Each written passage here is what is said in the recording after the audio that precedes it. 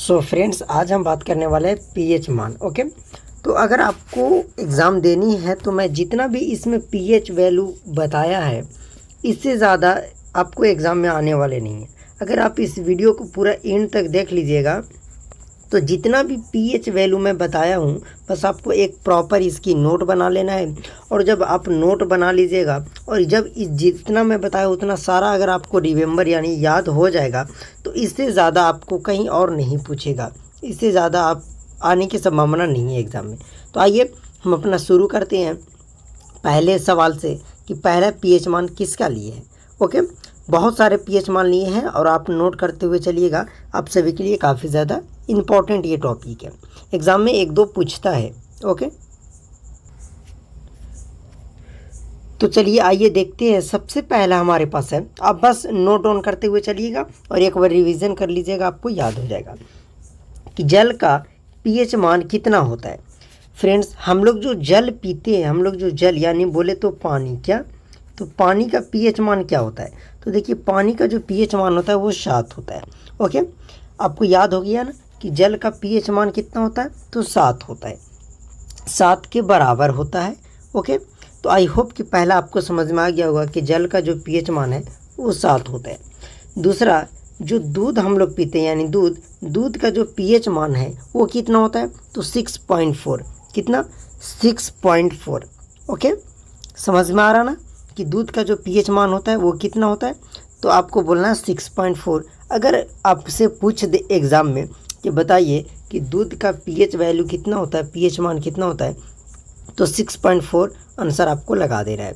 अब सिरका का पीएच मान क्या होता है? तो सिरके का जो पीएच वैल्यू होता है वो 3 के बराबर होता है। कितना? 3 के बराबर। आई होप कि आपको फर्स्ट, सेकेंड और थर्ड क्वेश्चन तक आपको तीनों याद हो गए होंगे। जल का 7, दूध का 6.4 और सिरके का 3, ये तीनों आपको याद हो गए होंगे। चलिए आगे देखते हैं। अगर हम बात करें मानव रक्त मतलब हम लोग जो बोलते हैं उसे खून, क्या खून, ब्लड। तो ब्लड का पीएच मान क्या होता है? तो 7.4 होता है। ब्लड का पीएच मान कितना होता है? 7.4, जो आप सभी के सामने दिख रहे हैं। ओके, नींबू का रस, नींबू के जो रस होते हैं, नींबू जो होते हैं उसमें से जो रस निकलता है उसकी पीएच मान क्या होती है? तो 2.4। क्या? 2.4। ओके, अब NaCl ये क्या है? इसे हम लोग बोलते हैं नमक। क्या? हाँ, NaCl ये रासायनिक सूत्र है, रासायनिक इसका नाम लिखा हुआ, केमिकल फार्मूला। तो NaCl नमक का जो रासायनिक सूत्र होता है NaCl नमक का, तो इसका जो पीएच वैल्यू होती है वो 7 के बराबर होती है। ओके, समझ में आ रहा ना? तो 3 और 3 हमने 6 बता दिया है। ओके, आगे देखते हैं।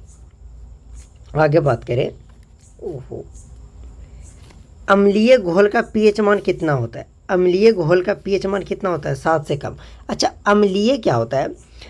अम्लीय वो होता है कि जिसका पीएच वैल्यू, जैसा आप पढ़े होंगे पीएच में इस तरीक़ा से, तो जिसका पीएच वैल्यू अगर 7 से कम होता है, क्या 7 से जो कम होता है उसे हम लोग अम्लीय कहते हैं। 7 से जो ज़्यादा होता है उसे हम लोग क्षारीय कहते हैं। क्या? क्षारीय। और अगर 7 रहे तो उसे हम लोग उदासीन कहते हैं। क्या? उदासीन। तो अम्लीय घोल का पीएच मान कितना होता है? 7 से कम। कह सकते हैं कि अम्ल कब होगा? जब जिसका 7 से कम पीएच मान होगा वो हमारा अम्ल होगा। जिसके 7 का बराबर जिसका पीएच मान 7 के बराबर होगा वो कैसा होगा? उदासीन होगा। कैसा? उदासीन। अगर 7 से ज़्यादा हो, 7 से ज़्यादा, तो क्षारीय होता है। क्या? क्षारीय। आप तीनों नोट कर सकते हैं कि 7 तक उदासीन, 7 से कम अम्लीय होता है, 7 से ज़्यादा तो क्षारीय होता है। शराब यानी दारू का जो पीएच मान होता है वो कितना होता है? 2.8 होता है शराब का पीएच मान।